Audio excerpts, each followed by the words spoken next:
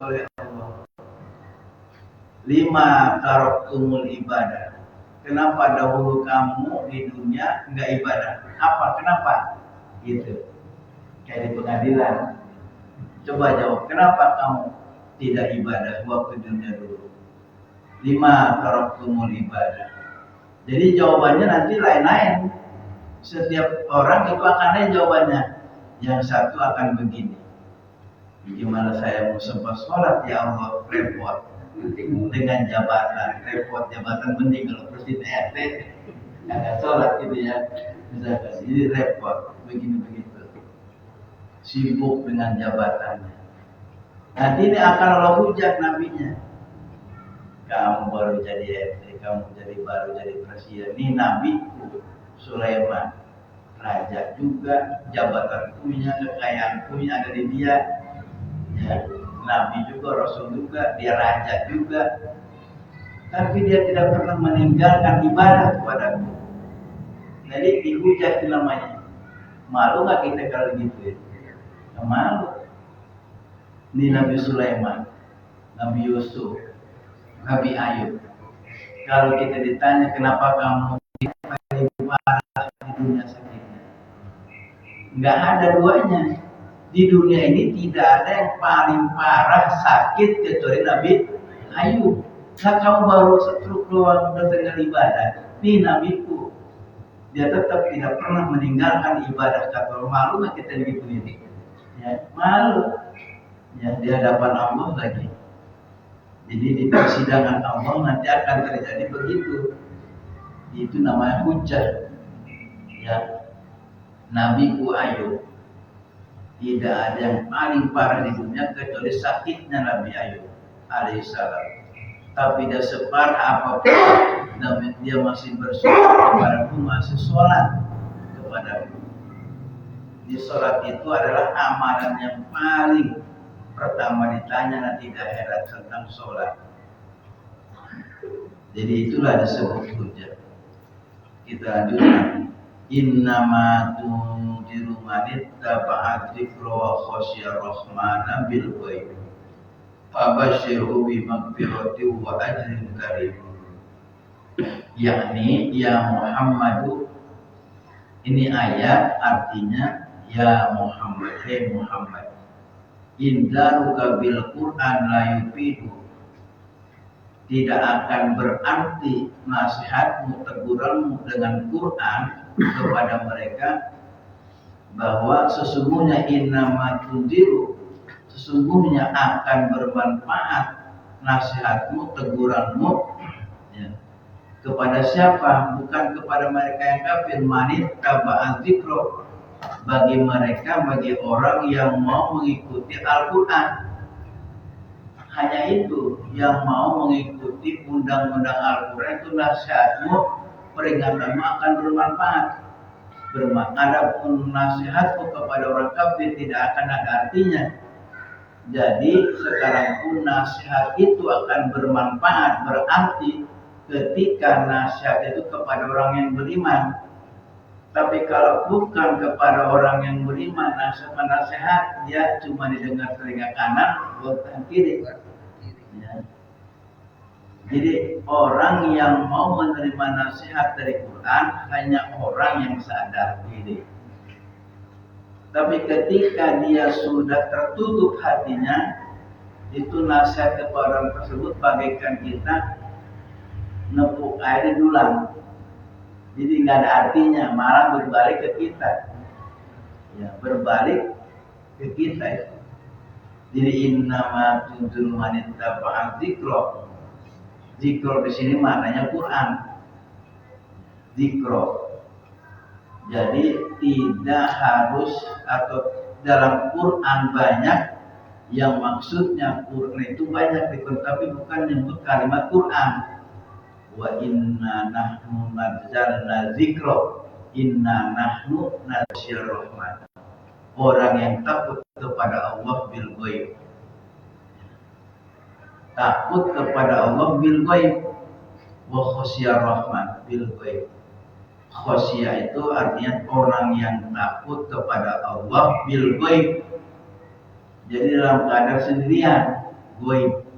Ya, kadang tidak banyak orang, dia tetap takut kepada Allah. Disebut orang takwa itu bisri wal ananiyah, baik dalam keadaan ramai maupun sepi, tetap aja begitu. Jadi kalau dia pura-pura baik dalam keadaan ramai, itu disebut munafik.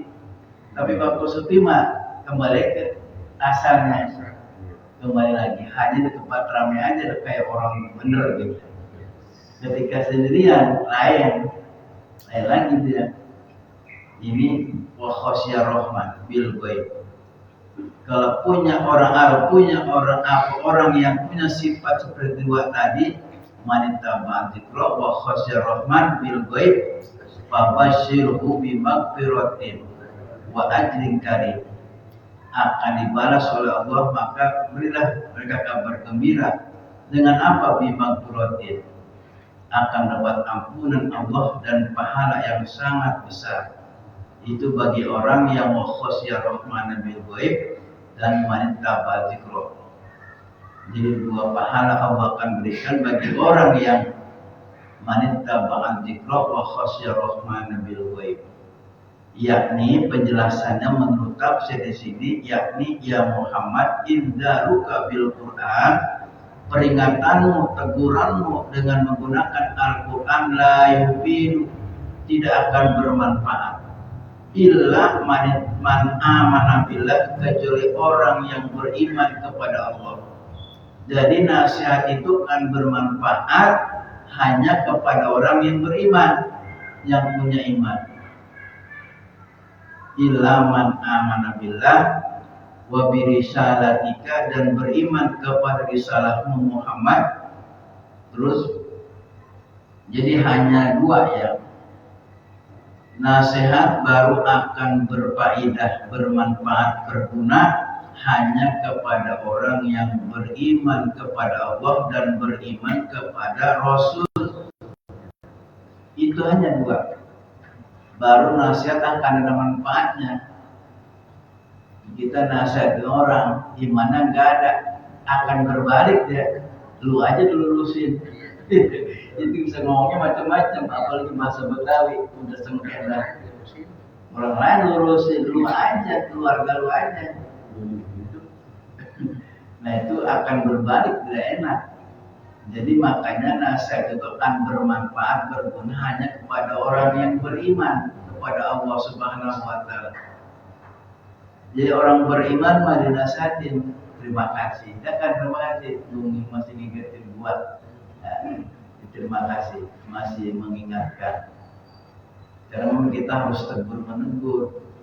Ketika teman kita berada di dalam salah, tegur. Itu kewajiban. Wa tawassaw bil haqq wa tawassaw bis sabr. Untuk saling mengingatkan, saling menegur di antara kita. Ya, saling menegur. Jadi jangan langsung malah nimbrung. Jadi bukan negur malah nimbrung. La yufidu ila man amana billah wa bi risalatika. Maka pamanit taba'a, maka barang siapa ittaba, mengikuti siapa man ahkamal Qur'ani, beberapa hukum-hukum yang ada dalam Quran wal hadis, dan beberapa hukum yang ada dalam hadis, wa dzikrullah ta'ala, dan yang berzikir kepada Allah Ta'ala bil qalbi, dengan hati, wal lisani, dan lisan, fi halil ghaibati, dalam keadaan sepi, minal khalqi, dari makhluk, wa khaufa, dan si man khaufa, takut, minal azabi, dari siksaan Allah, minal ghaibi, minal azabil ghaibi. Jadi daripada siksaan Allah, dia takut kepada siksaan Allah dalam keadaan sendirian. Alladzi ukhbira bihi, yang telah dikabarkan, ukhbira dibaca, jangan akhbara. Itu lebih baik dibaca majhul. Zikir dan bil qalbi, menggunakan hati, wal lisani, dan zikir dengan lisan. Jadi zikir ada dua. Zikir dengan hati, ada zikir dengan lisan. ada orang baik pakai jubah bengong. Kenapa dia bengong?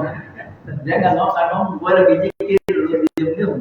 Enggak, jangan ngomong begitu, jangan diviralin, diam aja. Iya. Jadi zikir itu bisa dengan hati. Kenapa zikir dengan hati? Karena kiblat Allah kepada makhluknya hati. Kiblat Allah itu qalbun, hati. Adapun kiblat kita dalam surah Ka'bah, kiblat doa langit. Jadi kiblat doa langit, kiblat sholat Ka'bah, kiblat Allah kepada kita hati. Jadi Allah hanya melihat hati kita, tidak melihat tampang kita, besar kecilnya kita, warna apa kita, hitam putih. Ya, itu nggak dipandang oleh Allah. Yang dipandang oleh Allah terhadap kita hatinya. Jadi hati itu bukan dengan sembarangan. Itu kiblat Allah itu.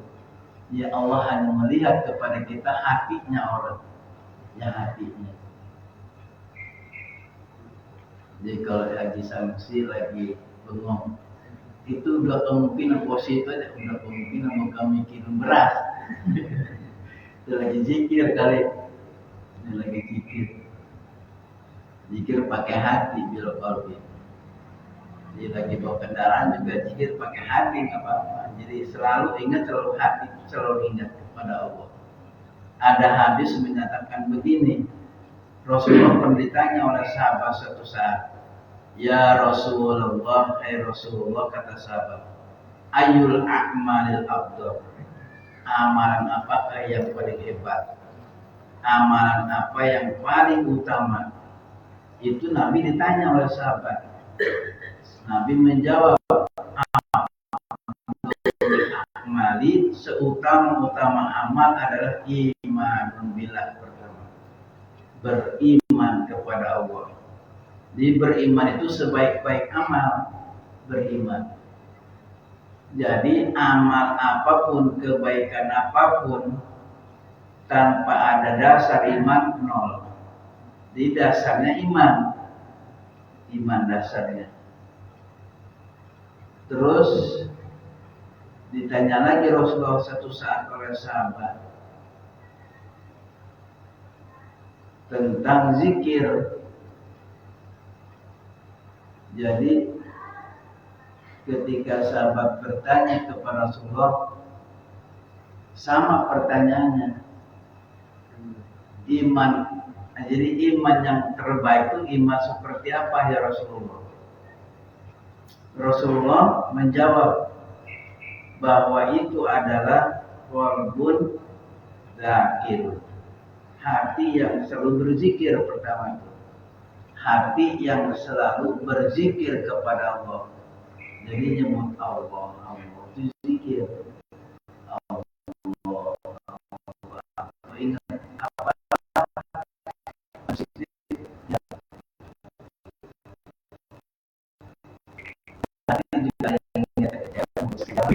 ingat apa aja, Allah, Allah, Allah. Ya, lisanun zakirun, lidah yang selalu berzikir dan hati selalu berzikir. Jadi ini termasuk orang yang mendapat perhatian Allah ketika orang itu apa? Bahwa hatinya selalu ingat kepada Allah dan lidahnya selalu berzikir. Tapi serta hal ghaibah, di tempat ada di dalam suasana sunyi, dalam suasana tidak dilihat banyak orang. Bil ghaibah, fi hal ghaibah minal khalqi. Wa khofa, dan orang tersebut dia merasa takut dengan azab Allah alladzi ukhbira bihil Quran, sebagaimana azab Allah yang telah Allah ceritakan dalam Quran dan hadis, bahwa siksa Allah itu, azab Allah itu sangat dahsyat. Maka barang siapa yang berada dalam barisan seperti ini, Allah akan kasih kabar gembira. Seperti apa? Yaghfiru jami'a dzunubahu, Allah akan mengampuni seluruh kesalahan dan dosanya. Terus kedua, wa yadkhiluhul jannata, Allah akan masukkan dia ke dalam surganya.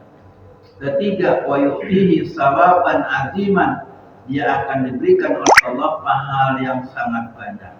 Yang mudah-mudahan kita berada di posisi ini. Ya, harapan kita seperti itu. Jadi puas kita, Allah akan berikan kepada kita. Pertama, dosa diampuni. Kedua, dimasukkan dalam surga. Ketiga, diberikan pahala yang cukup besar. Ini harapan kita.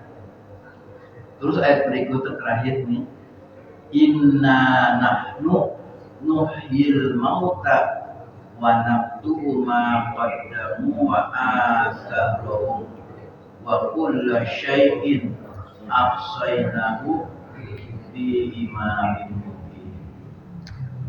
Inna nahnu, sesungguhnya kami. Nahnu, ini ada orang yang mengartikan kata nahnu dalam Quran karena bahasa kalau nahnu artinya kami. Jadi orang luar Islam mengartikan itu di Quran aja inna nahnu. Nahnu berarti kami. Kami itu berarti Tuhan bukan satu, karena nyebutnya kami nahnu. Nah ini bahasa Arab ada nahnu. Sama halnya kita nyebut kepada seorang antum, padahal layaknya anda kan, kamu. Tapi kenapa bahasanya menggunakan kata antum? Nah ini kalau dilihat dari segi bahasa itu menggunakan kalimat dan bahasa yang sopan. Ya, seperti kami, kita tidak menyatakan saya, jadi kami. Malaikat masih ada. Assalamualaikum sampai kepada malaikat juga. Ini sedang apa tentang bahasa inna saja. Jadi ditanya begitu Nabi Musa, Nabi Musa begini, oh itu mau. Sekarang saya perlu 70 orang beli pembesar kalian. Jadi jangan kelas RT dari Lurah, camat, ajak pembesar tokoh kamu ajak. Kesina 70 orang. Mereka tetap sampai di satu tempat lokasi, mana Musa Tuhanmu Allah. Begitu sampai lokasi, bukan diajak tur. Jadi dia masih tetap bertanya, wahai Musa, mana Tuhanmu Allah yang katanya ada. Jadi tiba-tiba awan kayak api ngelilit mereka 70 orang, menyelimuti awan jadi api gitu. Mati mereka semua. Karena pengen lihat Allah. Jadi kalau lihat Allah mati dulu lihat Allah.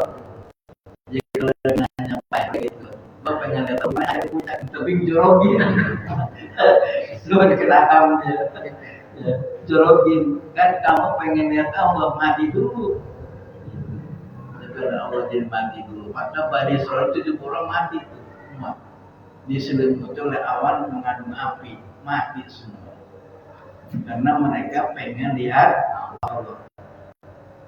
Berdoa supaya dihidupin lagi tuh, yang 70 orang hidup lagi. Udah 3 hari mati. Kalau kita mau 3 hari hidup lagi.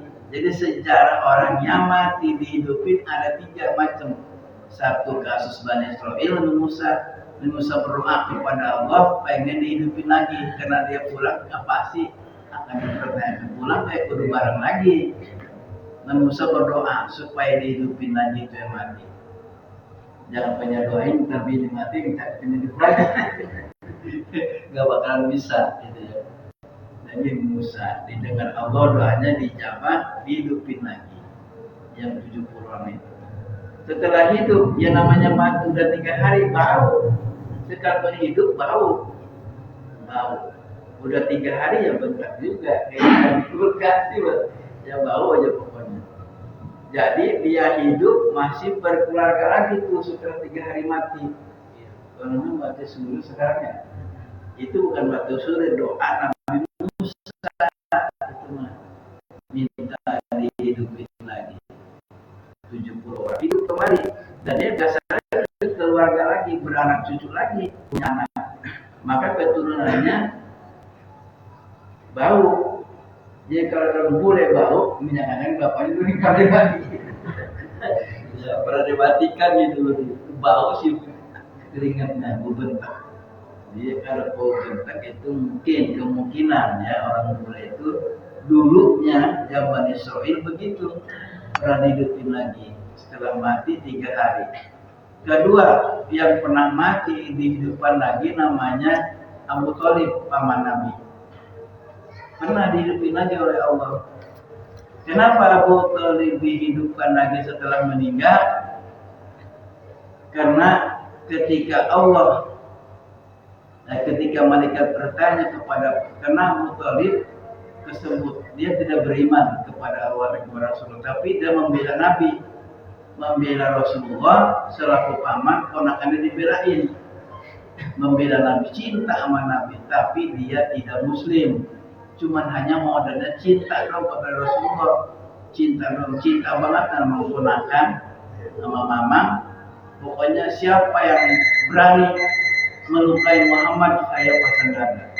Dia yang akan bertanggung jawab. Sampai begitu, taruhannya nyawa berhadapan dengan saya, siapapun akan mencelakakan Muhammad sebagai ponakanku.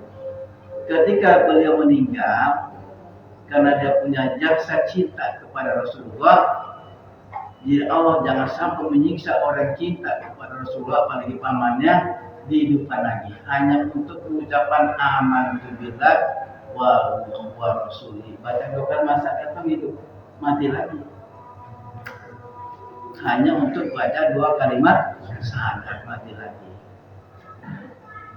Jadi di sini artinya banyak. Apa ya orang seperti Abu Thalib cuma cinta dan mundur, semangat banget kalau ada kan yang begitu.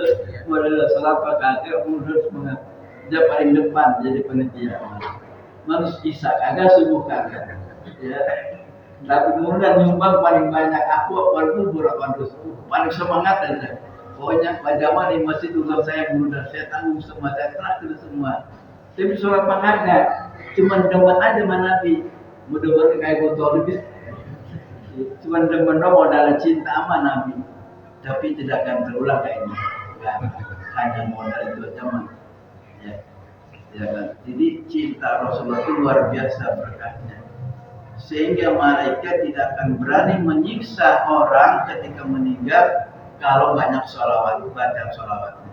Sebejat apapun manusia, kalau masih bersolawat selama hidupnya, masih ada perhatian dari Allah, masih dipertimbangkan.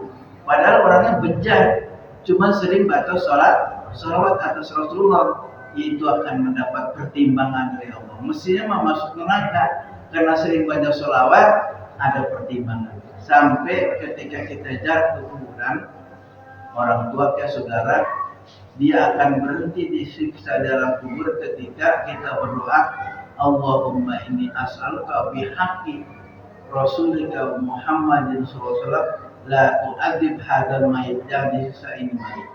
Hanya berdasarkan dengan kemuliaan Rasulullah Sallallahu Alaihi Wasallam.